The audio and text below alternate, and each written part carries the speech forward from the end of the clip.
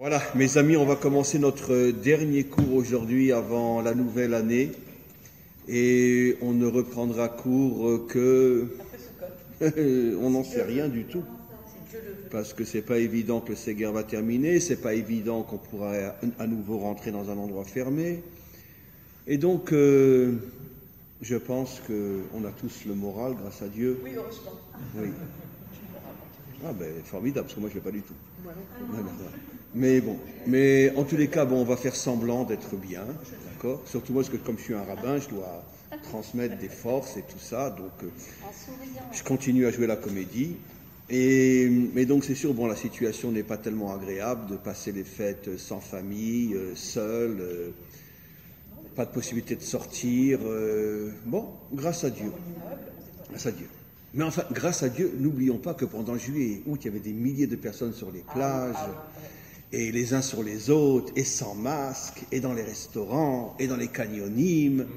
Mais bon, mais quand arrivent les fêtes, ça c'est la religion, et la religion, on ne la supporte pas dans ce pays, donc c'est normal qu'on fasse un Séguer.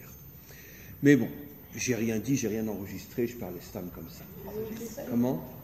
Comme ce Séguer, comme vous dites, on ne sait pas, minimum 3 semaines, voire plus, on ne sait pas, est-ce que vous avez prévu peut-être de faire, vous, vos cours, un remplacement, soit sur votre site, soit sur Zoom?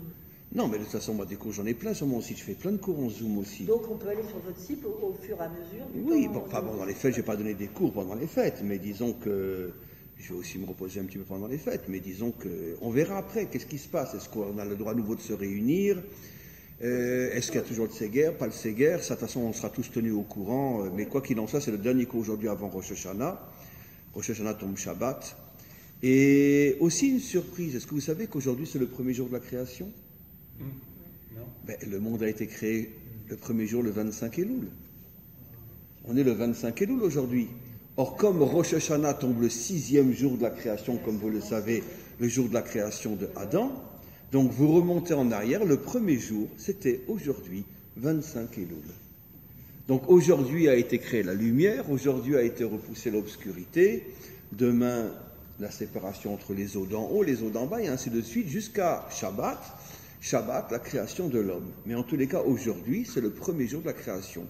Le monde a été créé le 25 Elul. Évidemment, il n'y avait pas encore ni le mois d'Elul, ni le 25 Elul.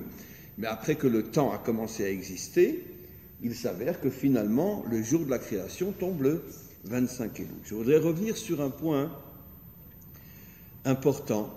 On va faire un cours un peu plus court aujourd'hui, mais un point important que j'ai déjà, je pense, rapporté ici, mais que je voudrais voir sous un autre aspect.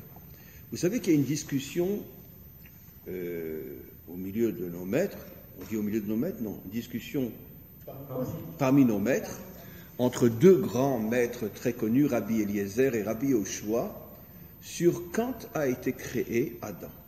Alors pour nous c'est évident, il a été créé au mois de Tishré, puisque c'est Rosh Hashanah. Mais il y a un autre avis qui est un rave immense, qui généralement, la loi est toujours comme lui quand il discute contre Rabbi Eliezer. Rabbi Eliezer dit effectivement que l'homme a été créé à Rosh Hashanah, le premier jour du mois de Tishré, le 6e jour de la création. Mais Rabbi Yoshua dit non, l'homme n'a pas été créé au mois de Tishré, il dit l'homme a été créé quel mois? Le mois de Nissan, le 15 Nissan. Le 15 Nissan, voilà. Alors évidemment, tous les commentaires s'étonnent. Comment Rabbi Yoshua peut dire que l'homme a été créé le 15 Nissan, alors que la tradition, depuis des millénaires, c'est que l'homme a été créé le jour de Rosh Hashanah, le premier jour du mois de Tishré. Qu'est-ce qui nous emmène au mois de Nissan? Et certains commentaires donnent une réponse extraordinaire qui montre encore une fois que toutes les discussions des maîtres d'Israël sont complètement codées. Et si tu n'as pas la clé pour ouvrir la porte, tu restes comme un idiot devant des textes que tu ne peux pas déchiffrer. Si c'est vrai pour les discussions entre les maîtres d'Israël, alors combien plus de raison pour les versets eux-mêmes dans la Torah? Tout est codé et rien ne peut être pris à la lettre. Et nos maîtres disent qu'en vérité, Rabbi Yoshua ne fait pas allusion à la création de l'homme en tant que tel, en tant qu'individu, même s'il portait en lui toute l'humanité. Mais en vérité, lui, il fait allusion à la création d'Israël, à la création du peuple juif. Comme le dit Rabbi Shimon Bar Yochai, Atem Kroyim Adam. Vous, Israël, vous êtes appelés Adam. Ça veut dire que l'un des noms d'Israël, c'est Adam. Et donc en vérité, il n'y a pas de discussion, il n'est pas en train de dire que non, l'homme en tant que Adam, tel que nous le lisons dans la Torah, que Adam a été créé au mois de Nissan. Il dit, le peuple juif a été créé au mois de Nissan, et le peuple juif, comme on le sait, s'appelle aussi Adam, comme le dit Rabbi Shimon Bar Yochai, et dans le Talmud et dans le Zohar, Atem Kruyim Adam. Vous, Israël, vous êtes appelés Adam. Alors bien sûr, on a compris plus ou moins la discussion, que finalement il n'y a pas de discussion, chacun, un parle de l'individu, l'autre parle du peuple, mais malgré tout, les maîtres se posent une autre question qui va être une partie importante du cours. Bon, mais je veux dire, excusez-moi, je suis très fatigué. Pourquoi on dit que Israël s'appelle Adam, et pourquoi Rabbi Yehoshua dit Adam a été créé au mois de Nissan? Tu avais dit carrément Israël a été créé au mois de Nissan, et Israël s'appelle aussi Adam. Donc en tant que peuple, il y a eu une création au mois de Nissan. Pourquoi tu parles un langage caché? Tu dis Adam a été créé au mois de Nissan. Non, Adam a été créé au mois de Tishré. Israël, qui s'appelle Adam et a été créé, est né au mois de Nissan. Dis-le clairement. Pourquoi? Et nos maîtres répondent, les commentaires sur cette discussion répondent, parce qu'en vérité, Rabbi Yehoshua veut nous faire comprendre que toute l'histoire d'Israël, c'est en vérité l'histoire de Adam. La raison pour laquelle l'histoire s'appelle Adam, c'est pour nous faire comprendre que tout ce que Adam a vécu, Israël le vivra et le vit aussi. Et en particulier, comment? Aussi, d'ailleurs, c'est tellement vrai ce que vous dites, que nos maîtres disent que le corps de Adam a été créé à partir de la terre qui se trouvait sur le mont du Temple, l'endroit précis où allaient être construits les 3 temples, donc en Eretz Israël.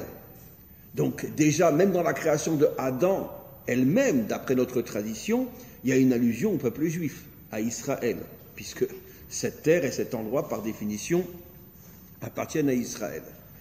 Et donc, je reviens sur ce que j'explique, que Rabbi Yehoshua veut nous faire comprendre qu'il y a une similitude entre l'histoire de Adam et l'histoire d'Israël. Alors maintenant, quand on regarde l'histoire d'Israël, c'est déjà 4000 ans, mais quand on regarde dans le texte écrit l'histoire de Adam lui-même, elle est très courte, l'histoire de Adam lui-même. Il a été créé, d'abord son corps, après Hachem a mis une âme dedans, il était seul, après est venue l'épouse, après il y a eu la faute, et puis c'est pratiquement terminé. L'exil. Comment? L'exil. Oui, il a été chassé du Gan Eden, qui fait allusion à l'exil, etc. Donc en vérité, comment dans ces quelques versets, il y a une allusion à toute l'histoire d'Israël. Et aussi, il faut retrouver dans l'histoire du peuple juif quelle faute correspond à la faute que Adam a fait de manger de l'arbre défendu. Quelle est la faute qui correspond à ça?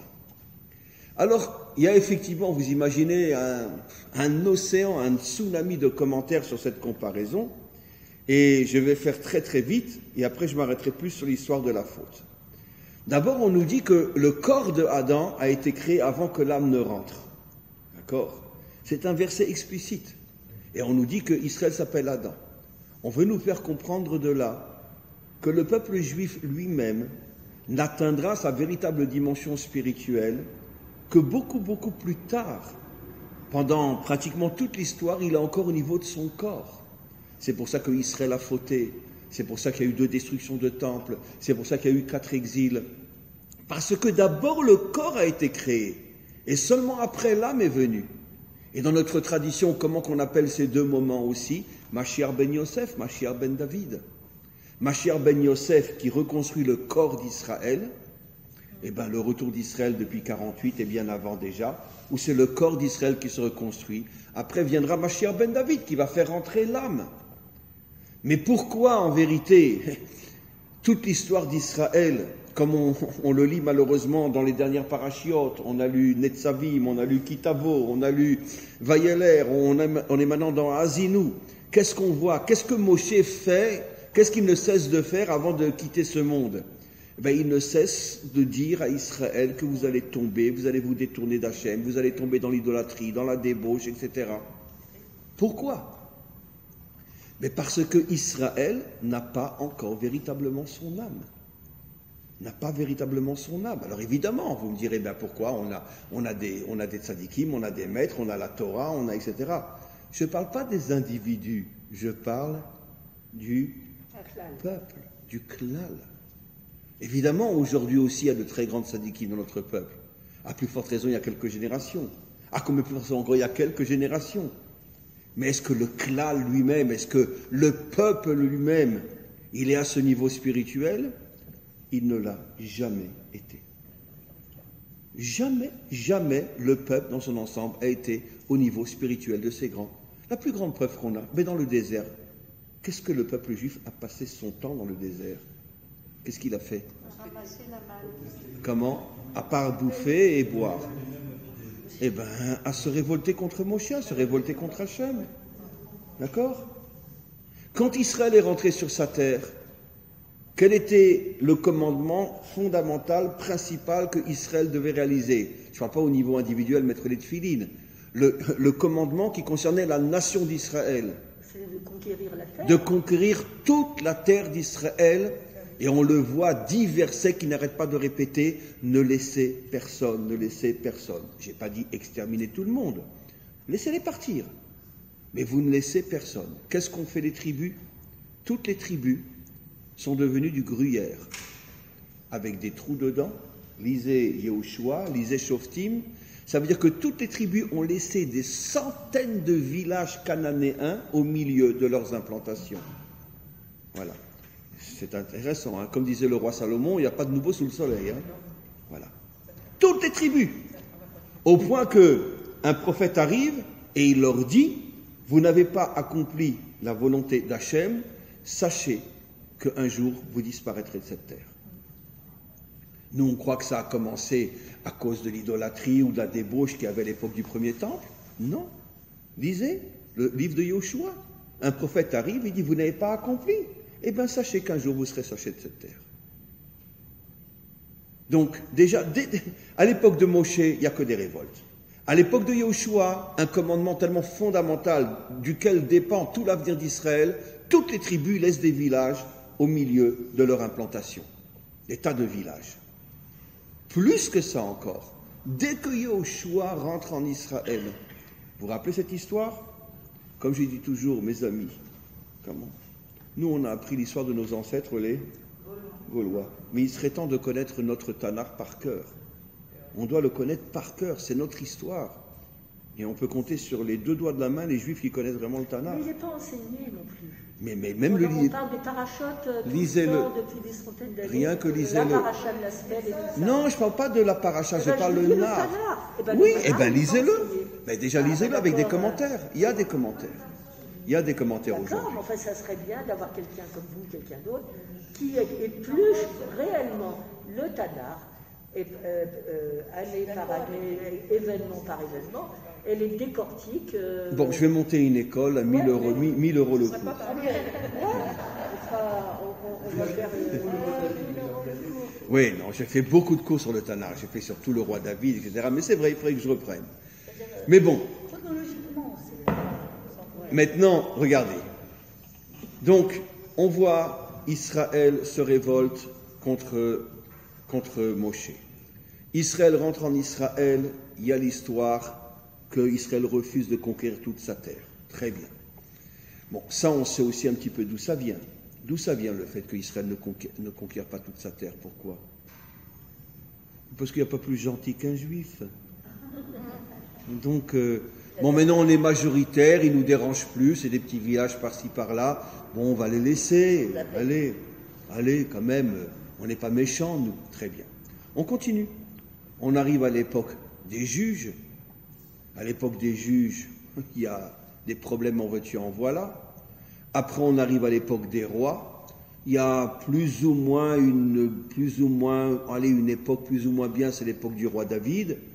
Salomon, ça commence déjà à tomber. Après arrive son fils, le schisme, l'idolâtrie, les trucs, les machins, destruction du premier temple, destruction du deuxième temple, etc.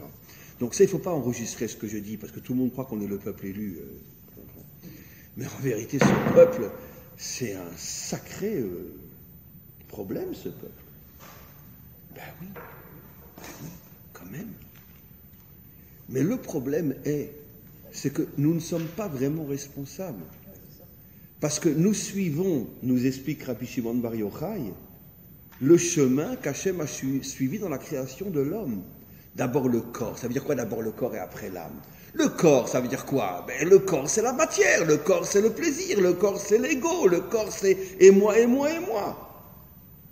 Israël va traverser d'abord toute une histoire où c'est le corps qui domine. Et seulement après, au moment de la délivrance, rentrera l'âme. Mais en vérité, comme je dis toujours, l'histoire d'Israël n'est que le microcosme de l'histoire du monde entier. Pourquoi? Chez les Français, c'était mieux que chez nous. Chez les Romains, c'était mieux que chez nous. Chez les Grecs, c'était mieux que chez nous.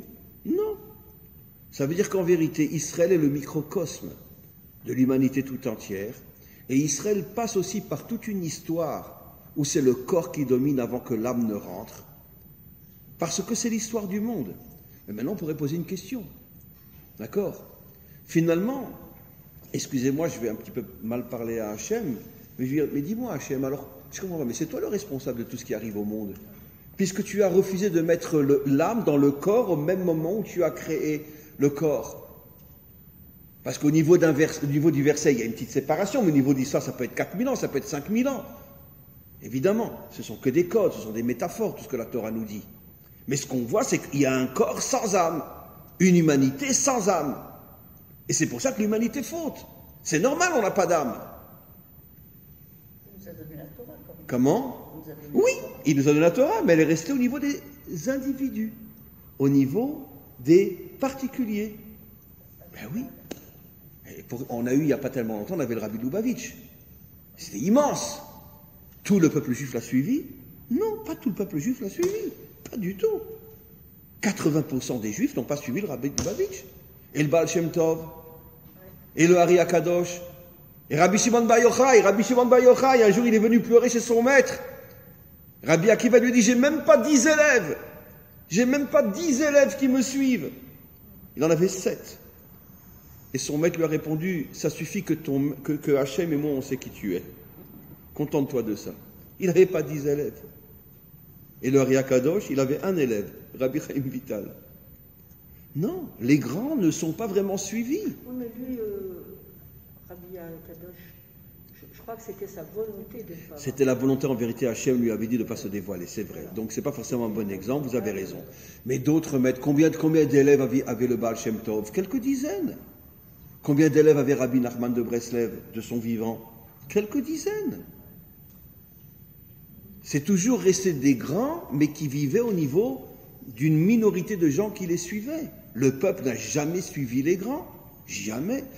Respecté, vénéré, oui, comme Baba Salé, on s'entend, tout Israël le considérait comme le juste de la génération. Mais qui allait d'après ses enseignements?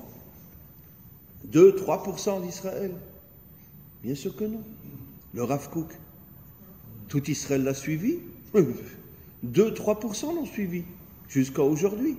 5%, 8% peut-être d'Israël suivent vraiment authentiquement le Rav Kook. Je ne parle pas des déguisés, mais je parle des vrais, des authentiques. Très bien. Combien qu'il y en a? Donc vous voyez bien que dans toute l'histoire de notre peuple, il y a bien sûr eu des grands, mais le peuple en tant que nation n'a jamais suivi les grands. Vous savez, il y a une histoire avec le Rabbi Lubavitch extraordinaire. Vous savez qu'aujourd'hui sont sortis des livres, il était impliqué avec le Mossad, avec ci, avec ça, etc. Des choses qu'aujourd'hui on révèle. Il était impliqué dans les moindres détails de toute l'histoire politique et militaire d'Israël. Mais d'un autre côté, tous les dirigeants d'Israël, pendant des décennies, lui demandaient des conseils. Il n'y en a pas un qui l'a suivi. Même Begin. Pourtant, Begin, c'était un grand. Même Begin, finalement, n'a pas suivi. Sharon n'a pas suivi, etc. Ne parlons pas de Rabin ou de Pérez. Ils n'ont pas suivi. Pourtant, ils lui demandaient des conseils. Mais quand il fallait après passer dans l'action, il y avait l'ego qui reprenait le dessus. En tant que laïcs, ils avaient forcément une autre vision du monde et ils ne le suivaient pas. Et pourtant, ils allaient tous lui demander des conseils. Le rabbi, un tiers de ses journées était au téléphone privé, secret, avec les dirigeants d'Israël. Et le Mossad, n'en parlons pas. Aujourd'hui, il y a des livres comme ça qui sont sortis sur ces liens avec le Mossad.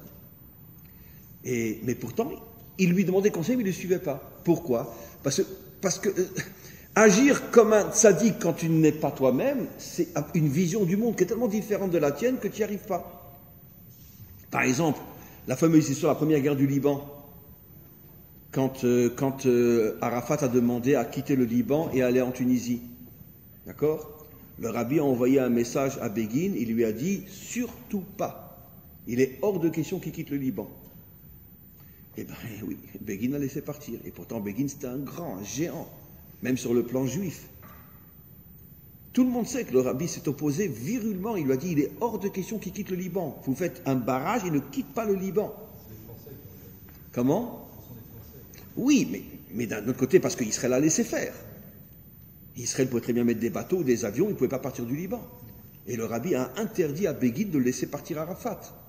Parce que qu'est-ce qui s'est passé encore après ? On le sait.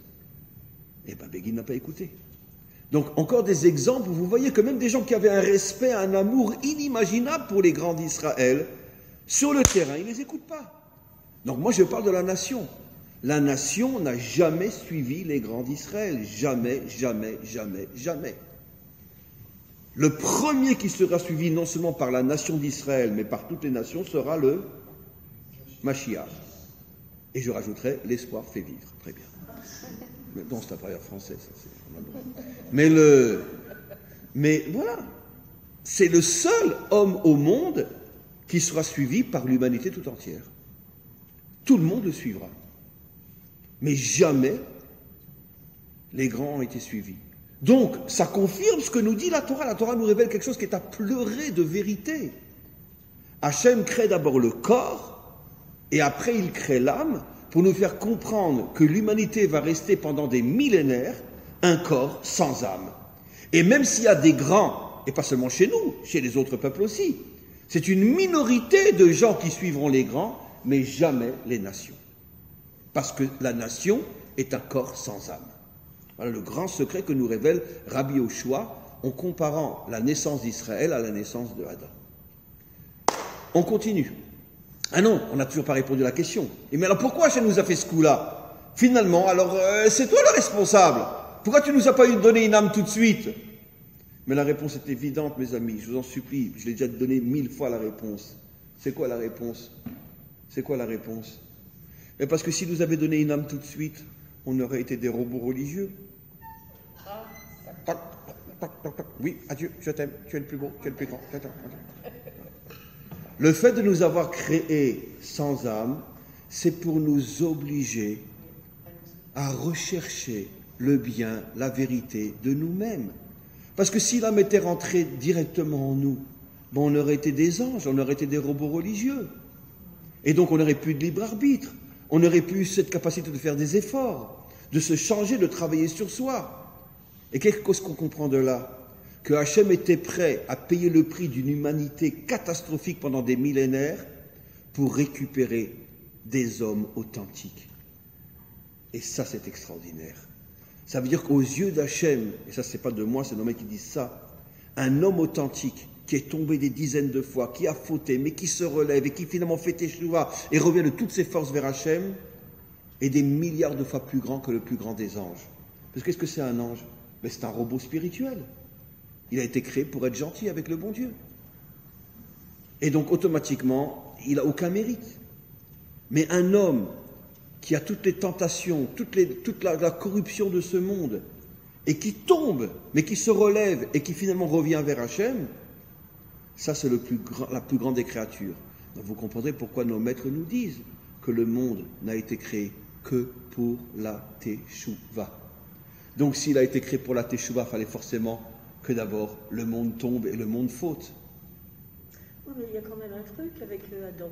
Parce que ça se termine mal, cette histoire. Même quand il a reçu son âme, il n'a même pas le temps de oui, mais c'est la faute à sa femme, c'est pas la faute aux hommes. C'est la faute à sa femme, c'est elle qui a fauté. Ça n'empêche que c'est pas une histoire qui finit bien. Donc si d'accord, mais le problème, c'est c'est les femmes le problème. On a donné le choix de bouffer ou de pas bouffer de l'arbre.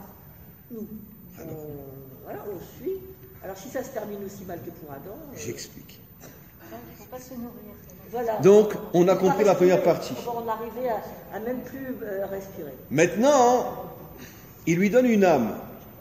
Mais le problème c'est qu'il ne lui a pas donné toute l'âme. Ah, voilà. Vous commencez à comprendre. Il lui a donné que les 3 premières parties de l'âme. Nefesh, Ruach, Neshama. Ça veut dire les 3 parties de l'âme qui, d'une certaine manière, permettent à un homme de se prendre en main, mais pas encore au point d'arriver à des niveaux qui sont celui du Mashiach et la délivrance du monde entier. Donc j'explique. Il lui donne 3 niveaux d'âme et il le met devant une épreuve. Et il lui dit, je décode, si tu surmontes cette épreuve-là, je te donne les 2 niveaux d'âme qui te manquent et automatiquement, tu fais le tikkun du monde, d'accord? Ça veut dire que le monde passe dans une nouvelle dimension qu'on connaîtra après la délivrance. Et si tu tombes, d'accord, non seulement tu ne reçois pas la chaya et la yechida, mais en plus, je t'enlève même les 2 parties les plus hautes de ton âme, la neshama et le ruach, il ne te restera que le nefesh. D'accord. Ça veut dire, le Shabbat, je vais à la synagogue, à Kippour, je vais à la synagogue, le dimanche, je vais à l'église, mais toute la semaine, je vis comme un laïc. Très bien. C'est ça le nefesh. Très bien. Ok. Ça veut dire la plupart des hommes religieux aujourd'hui sont religieux, on va à la synagogue, on fait ça, mais le reste du temps, je suis comme tout le monde. Très bien. Ça, c'est le nefesh. Alors maintenant, l'homme était seul. Après, je vais expliquer par rapport à Israël. Et Hachem dit, il n'est pas bon que l'homme soit seul, je vais lui créer une aide contre lui, Ezer Kenegdo. Pourquoi? Comme on le sait, le tikkun final du monde, c'est l'unité. L'unité n'est possible qu'avec ton contraire. Parce que si tu t'unis à celui qui te ressemble, c'est l'uniformité, c'est pas l'unité. Donc Hachem dit à Adam, pour que tu comprennes quelle est ta mission, que les anges n'ont pas, que quelqu'un qui est un robot spirituel ne veut pas avoir, je vais mettre à tes côtés quelqu'un qui est à l'extrême opposé de toi, d'accord?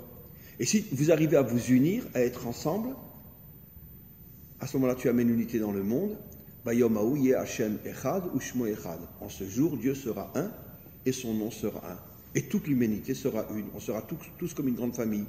Je disais dans un cours cette semaine, c'est pour ça que quand Hachem a béni Abraham et qu'il lui a dit « Seront bénis par toi toutes les familles de la terre », il n'est pas dit « Seront bénis par toi tous les peuples de la terre, mais les familles », pour nous faire comprendre qu'au moment de la délivrance, l'humanité tout entière sera comme une grande famille. Extraordinaire. On sera tous comme une grande famille. Vous imaginez? Les Chinois seront nos cousins. L'Arabie Saoudite sera nos cousins. Les Syriens seront nos neveux. Vous imaginez? Je ne sais pas comment c'est possible, on y arrivera peut-être un jour. On sera comme une grande famille. Ben oui, c'est sûr que ça se réalisera un jour, quand tout le mal aura disparu de ce monde. Donc, on sera comme une grande famille. Et donc, pour être comme une grande famille, comme on le sait, quel est le problème de toutes les familles? La dispute dans le couple, la dispute entre les parents et les enfants, il n'y a pas d'entente, les familles sont déchirées. Le 21e siècle d'aujourd'hui, il n'y a plus de famille. Pourquoi? Parce qu'il n'y a pas d'entente. Parce qu'on n'arrive pas à faire l'effort de supporter son contraire. D'accord? Comme je le disais, je le redis, je sais, je me suis répété déjà 1000 fois, mais ce n'est pas grave. Là, de plus en plus de psychologues ont expliqué que la racine profonde et première de l'homosexualité, c'est parce qu'on recherche quelqu'un comme soi, parce qu'on a peur de vivre avec quelqu'un qui est à l'extrême opposé. C'est plus facile pour 2 hommes de vivre ensemble que de vivre avec une femme. C'est plus facile pour 2 femmes de vivre ensemble que de vivre avec un homme. Parce que je suis avec quelqu'un qui est comme moi. Ça, c'est la racine profonde de l'homosexualité et de tout ce qui se passe aujourd'hui. Je continue. Donc, il lui crée la femme, qui représente en vérité Israël et les nations, qui représente les différentes communautés, les différentes idéologies, les différentes religions, les différences. C'est ça l'homme et la femme, c'est les différences. Et il les met tous les deux devant un arbre qui s'appelle l'arbre de la connaissance du bien et du mal.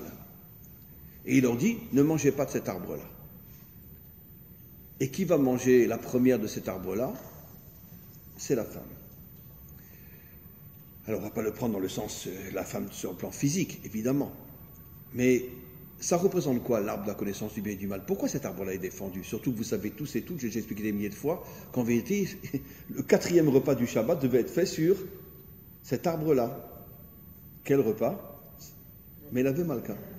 le repas qu'on fait à la sortie du Shabbat. Ça veut dire que d'après notre tradition, cet arbre-là n'était pas interdit pour toujours, il était interdit tout le temps du Shabbat. Pendant le Shabbat, il devait manger de l'arbre de la vie, aux 3 repas, et le 4e repas, Motzei Shabbat, il devait manger de l'arbre de la connaissance du bien et du mal. Qu'est-ce qu'on comprend de là? On comprend de là, je vais l'expliquer d'une manière qui est l'ombre de la goutte de l'océan. Surtout ne croyez pas que j'explique tout. Mais en vérité, c'est quoi? La connaissance du bien et du mal. Eh bien, arrêtez quelqu'un dans la rue aujourd'hui à Tel Aviv ou n'importe où, ou en France, etc. et demandez-lui sa conception du bien et du mal. D'accord? Chacun va donner un avis différent. Qui est le seul propriétaire de la connaissance du bien et du mal? C'est lui. Il n'y a que lui qui peut nous dire ce qui est bien et ce qui est mal. D'accord? Parce que pour Hitler, tuer un juif, c'est la plus grande des mitzvahs qu'un homme puisse faire. Eh oui, évidemment. Donc si tu demandes à Hitler c'est quoi le bien et le mal, il va te dire le bien c'est le Troisième Reich, le mal c'est les Youpins. Très bien, je prends un exemple extrême, mais demandez à n'importe qui sa définition du bien ou du mal, chacun va parler selon son nombril. Évidemment. D'accord? Tu vas demander à quelqu'un dans la rue à Tel Aviv c'est quoi un mariage réussi? Eh bien 2 hommes qui s'aiment pour la vie. Ça va être la réponse d'un Tel Avivien classique. Voilà. Et pour lui, c'est ça le bien. Mais ce qui s'aime pour la vie. D'accord? Voilà. Ben oui, d'accord. D'accord. Il y a 10 ans pour le Bahreïn ou les Émirats arabes, quel était le mal? Israël. Aujourd'hui, quel est le bien? Israël. Donc vous voyez bien, tout change tout le temps. Ça veut dire que pourquoi Hachem dit ne mange pas de l'arbre du bien et du mal? Le décryptage c'est tu n'es pas à même, toi, en tant qu'homme, de définir ce qui est bien et ce qui est mal. Passe par le Shabbat d'abord, ça veut dire le Shabbat décrypté d'après le message profond. Accepte que je sois ton modèle. C'est pour ça que le Shabbat, on arrête toute activité pour dire Hachem, je reviens vers toi. D'abord, qu'est-ce que veut dire le mot Shabbat? C'est quoi la racine du mot Shabbat? Chouv, revenir. Je reviens vers Hachem, j'arrête de me prendre au sérieux, j'arrête de dire et moi, je comprends que c'est toi mon modèle.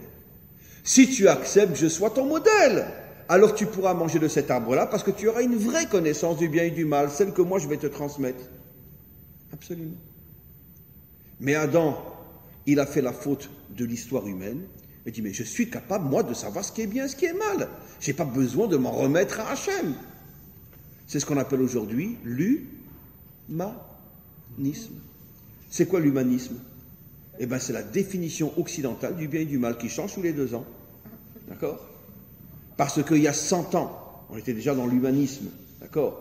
Excusez-moi, c'est grossier. Un homme qui rentre chez lui et qui trouve dans son lit sa femme avec son amant, il le frappe à mort. Il sera applaudi, même par les policiers. Mais aujourd'hui, même s'il lui donne une claque, il va 5 ans en prison. Même s'il lui donne rien qu'une claque. Parce que la définition du bien et du mal change constamment. Et c'est pour ça que le monde va à la catastrophe. Et c'est ça la faute de Adam Arishon. D'accord? Ce qui serait intéressant, c'est savoir pourquoi c'est la femme la première qui a été vers cette définition du bien et du mal. Le serpent. Le serpent, d'accord, mais pourquoi le serpent s'est attaqué à elle et pas à lui? Parce qu'il n'était pas, parce que le serpent. Parce que lui, il dormait. On a déjà expliqué ça, mais c'est important de le répéter. Parce qu'elle se sentait seule. Beaucoup plus attiré par Ève que par son mari. Enfin, bien évidemment, le serpent n'était pas un homo, c'est vrai. Il avait du goût. Donc il cherchait une femme, c'est sûr. Mais quoi qu'il en soit, l'explication, la bien donnée, nos maîtres le donnent, parce qu'elle se sentait seule, abandonnée, parce qu'il ne s'occupait pas d'elle. Il dormait. Et donc elle s'est sentie seule. Et donc c'est comme ça que finalement, elle s'est fait sa propre vision des choses, sa propre compréhension du monde, et elle est tombée. De là, nos maîtres nous enseignent un secret extraordinaire. La plupart de ceux qui inventent des philosophies du bien et du mal sont des gens qui, en vérité, au fond d'eux, sont très malheureux. C'est quelqu'un qui a un bonheur intense et profond en lui. Il ira chercher chez Hachem la définition du bien et du mal. Mais quand quelqu'un est brisé et malheureux, alors il commence à se construire sa propre vision de la vie. Et c'est pour ça que le monde occidental est, on pourrait dire, le modèle de sa propre définition du bien et du mal, qui change tous les 10 ans. Pourquoi ? Parce que le monde occidental a traversé tellement de crises, tellement de guerres, tellement de malheurs, tellement de catastrophes, que finalement il en est arrivé à dire c'est moi qui décide ce qui est bien et ce qui est mal. Absolument. Donc on voit comment dans les moindres détails, quand on arrive à décrypter, on se rend compte que la Torah parle de toute l'histoire humaine. C'est incroyable. Maintenant, il nous reste 10 minutes. Passons à Israël. On a expliqué que Israël, comme toute l'humanité, a d'abord été créé un corps sans âme. Et si Hachem a mis des âmes dans notre peuple, bien sûr, ce sont des tzadikim, mais qui ne sont pas suivis par le peuple. Après, qu'est-ce que fait Hachem ? Il dit, mais attends, la mission de ce peuple, qui est en fait la mission de l'humanité tout entière, c'est d'arriver à l'unité. Les peuples vont être un, les nations et Israël vont être un, comme un homme et une femme. On sait d'après notre tradition que, en vérité, les nations ont la dimension féminine et Israël la dimension masculine par rapport au problème de l'unité, puisque c'est à Israël de montrer l'exemple au niveau de l'unité. Qu'est-ce que fait Hachem ? Eh bien, il crée la femme, mais au niveau du décryptage métaphorique, qu'est-ce que ça veut dire ? Ben, vous connaissez l'histoire d'un juif qui était sur un bateau, d'accord ? Et le bateau a coulé. Et bien, il arrive avec un morceau de radeau à arriver sur une île, et il voit plein d'arbres, il dit « je vais construire 2 synagogues ». Ah oui, d'accord. Pourquoi ? Celle où il rentre et celle où il ne rentre pas. Très bien. 3 juifs, 10 discussions. Mais regardez, attendez, combien de partis politiques on a ici en Israël ? 30, 40 au moment des élections ? Combien on est ? On n'est même pas aussi nombreux qu'à Paris et la banlieue. D'accord ? Et on a 30 partis ou 40 partis politiques. Et dans chacun de ces partis, ils se bouffent entre eux. On le sait aujourd'hui. Bibi, etc. avec, comment ça s'appelle, bref, etc. Même dans ses propres partis. D'accord ? Mais comment c'est possible ? Comment un peuple de 8 millions de personnes peut avoir 30 partis ? Comment ? Qu'est-ce qu'il a fait Hachem ? Il a mis dans le peuple juif l'homme et la femme. Ça veut dire qu'il a mis dans le peuple juif des caractères, des esprits tellement différents les uns des autres, que dans ce petit peuple, tu as toutes les différences qui au niveau de l'humanité se retrouvent dans ce petit peuple. L'homme et la femme, Ezer Kenegdo. D'accord ? Dites-moi, pour quelle raison on est depuis 2000 ans en exil ? Le dernier exil, à cause de quoi ? Sinatrinam, la haine gratuite. C'est quoi la haine gratuite ? Je pense pas comme toi, va te faire voir. C'est ça la haine gratuite, évidemment. Je pense pas comme toi, va te faire voir. Très bien. Et donc, il faut reconnaître, mes amis, et malheureusement, c'est malheureusement vrai, et ça a toujours existé. Combien de fois je vous ai expliqué, lisez la Bible. À l'époque, avant le premier roi d'Israël qui a commencé, Shaoul a rassemblé les tribus. Mais pendant 500 ans, une tribu était attaquée. Les autres tribus venaient à sa défense ? Non. Non, pas du tout. Pourquoi ? Chaque tribu se considérait comme un peuple en soi. Incroyable, hein ? On n'arrive pas à croire ça. Hein ? Mais en vérité, ça a changé sur le plan extérieur, mais c'est toujours comme ça aujourd'hui. C'est toujours comme ça aujourd'hui. Ça veut dire aujourd'hui, il y a les laïcs, les haridim, les chassidim, les datiim, la droite, la gauche, et chacun est dans son clan, et chacun se pense c'est lui le vrai peuple juif, et voilà, et chacun voit l'autre comme un danger. Ben, je dirais encore une fois, pardon Hachem, je ferai tchouva à Kippour, mais c'est encore une fois qui nous a fait un sale coup. Hein. Tu as créé l'humanité un corps sans âme, après tu crées le peuple juif, un peuple avec des caractères et des mentalités tellement différentes qu'il n'arrête pas de se bouffer, on se bouffe les uns les autres. D'accord ? Mais pourquoi tu as fait ça, Hachem ? Pourquoi ? Mais parce que si vous devez devenir le modèle de l'unité, il faut bien que vous soyez un peuple dit visé. Parce que si je vous crée tous pareils, et vous allez dire on est un, mais non, c'est pas l'unité, c'est l'uniformité. On est tous des soldats. Aïe Hitler. Hachem ne voulait pas qu'on devienne un peuple Aïe Hitler. Alors il dit, écoutez, c'est quoi ? je vais créer 6 millions, 7 millions, 8 millions de juifs, chacun avec une mentalité qui est à l'extrême opposé de l'autre. C'est-à-dire que vous allez avoir 7 millions de mentalités. Et débrouillez-vous, réussissez.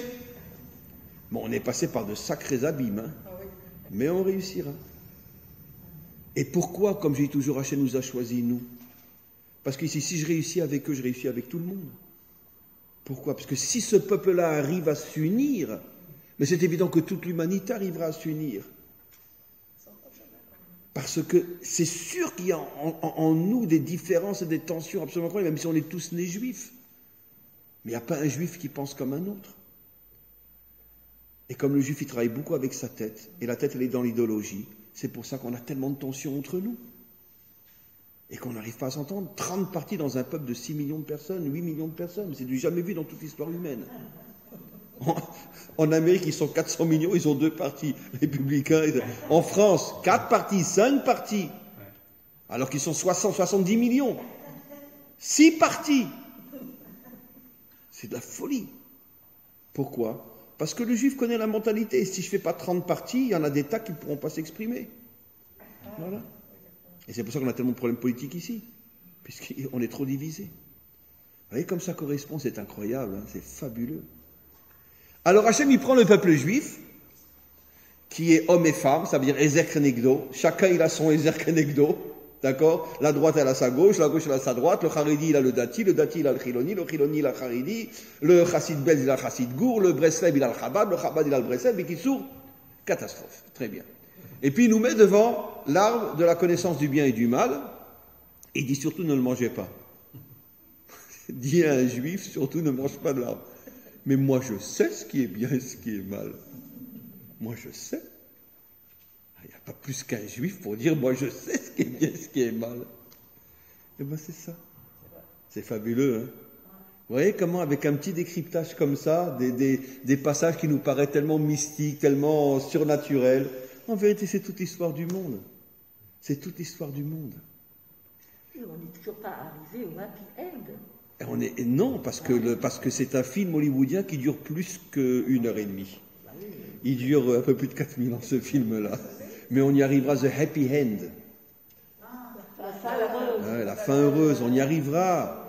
Mais on le verra ce jour où vous imaginez un Israélien et un Syrien qui s'embrasseront, qui se serreront. C'est le cas aujourd'hui. Comment? Avec les Émirats. Oui, bon, mais les Émirats, c'est pas encore les Syriens, malgré tout. Mais c'est vrai, c'est un début, c'est vrai. C'est vrai, vous imaginez un Israélien et un Syrien qui s'embrassent, qui se serrent dans les bras. Mais vous imaginez un Américain et un Russe qui se serrent. Vous imaginez un Coréen du Nord et un Coréen du Sud qui se serreront dans les bras. Vous avez vu l'arabe de Hazak qui s'est converti au judaïsme? Quand récemment? Qui ça? Ah oui, ils en ont parlé à la... Oui, il a fui Gaza pour se convertir, oui. Et il s'est marié avec une femme de Hongrie qui s'est aussi convertie. Oui, j'ai entendu parler de cette histoire-là. Ben, on a eu le fils du chef du Hamas qui lui s'est converti au christianisme. Le prince vert. Voilà. Et qui travaillait avec le Mossad pendant pratiquement 10 ans. Le fils du chef du Hamas, le fondateur du Hamas. C'est des trucs de folie. Et donc, quel est le mot de la fin, mes amis? Ouais. Le mot de la fin, il est clair. Avec cette comparaison que j'ai faite entre Israël et Adam, avec ce raccourci où je vous ai expliqué finalement que qu'est-ce que veut Hachem de nous? Pourquoi il nous a créé d'abord un corps sans âme? Pourquoi il nous a créé dans la division, l'homme et la femme? Pourquoi il nous met cette épreuve où il sait d'avance qu'on va tous tomber? C'est pas à toi de dire ce qui est bien, ce qui est mal. Non, mais attends. Évidemment que c'est à moi de dire ce qui est bien, ce qui est mal. C'est ce que chacun dit. D'accord? D'ailleurs, vous savez, derrière Haggav, pourquoi la plus grande faute au niveau de l'esprit plus que de la lettre, c'est le lachon hara, c'est la médisance? Parce que qu'est-ce que c'est la médisance? C'est ma propre définition du bien et du mal. D'accord? Parce que je décide de diffuser que cet homme est mauvais. D'accord? D'où tu sais? Tu as vu un aspect de sa vie, tu as vu tous les aspects de sa vie pour lui faire une étiquette qu'il est mauvais. Et même si c'est un voleur, très bien, il a volé. Tu as le droit de lui mettre une étiquette et de le faire passer devant les yeux de tous, dans la presse ou dans ton quartier, c'est un voleur. Mais peut-être que dans des tas d'autres domaines, il est 10 fois mieux que toi. Dans son couple, il est peut-être 10 fois mieux que toi. Avec ses enfants, il est peut-être 10 fois mieux que toi. Avec Hachem, il est peut-être 10 fois mieux que toi. Bon, je ne sais pas comment il a volé, mais c'est pas, il s'est arrangé pour quand Hachem dormait, peut-être, je ne sais pas. Mais en tout cas, bon, peu importe. Mais il y a des tas de domaines où il est peut-être mieux que toi. Donc c'est ça le Lachon Hara. Quand tu l'enfermes dans une étiquette, même s'il a fait un mal, t'as jamais fait de mal, toi? T'as jamais de mauvaise pensée? T'as jamais volé, toi non plus? Alors, pourquoi tu parles sur les autres? C'est ça le Lachon Hara. C'est la faute du Etz Hadat Tovera. Je décide qui est bien et qui est mauvais. Je répète la faute de Adam. Donc, mes amis, quel est le message? On s'approche de Rosh Hashanah, la naissance de l'homme. Le message aujourd'hui plus que jamais, qui est vrai pour tous les hommes, toutes les femmes, toutes les nations, toutes les croyances. L'unité. Arrêtons de repousser, arrêtons de condamner, arrêtons de juger. Cherchons le bien qui se trouve chez chaque homme et chez chaque femme. Alors c'est sûr, il y a des tas de choses qui me dérangent. C'est sûr, ça me dérange. Mais ne te focalise pas sur ce qui te dérange. Focalise-toi sur ce que tu trouves de bien en lui. Et quand on arrivera à faire ce travail, déjà à notre niveau, avec notre épouse, avec notre mari, avec nos enfants, c'est pas évident. Aujourd'hui, qui est l'homme religieux qui n'a pas 1 ou 2 enfants qui ont tout lâché? Ça n'existe pratiquement plus dans notre peuple aujourd'hui. Qui est l'homme et la femme qui n'ont pas de problème? Alors pourquoi il y a tellement de divorces? Pourquoi il y a tellement de pères ou de mères qui, quand leur enfant, ils savent qu'il est pas Shomer Shabbat, ils lui disent « je veux plus te voir ». Parce que tu te focalises sur le mal, tu ne te focalises pas sur le bien. Très bien, mon fils, il n'est pas Shomer Shabbat, mais c'est mon fils. Et puis il y a dans d'autres domaines, il a des tas de qualités extraordinaires.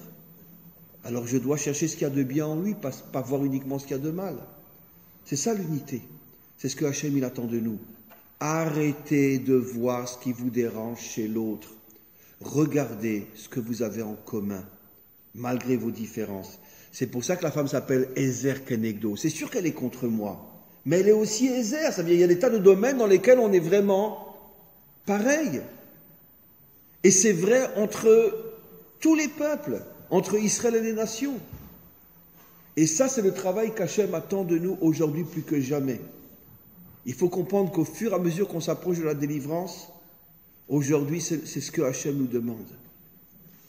Et donc c'est sur ce point-là qu'on doit travailler, plus que sur n'importe quel autre point. Chercher le bien qu'il y a chez l'autre.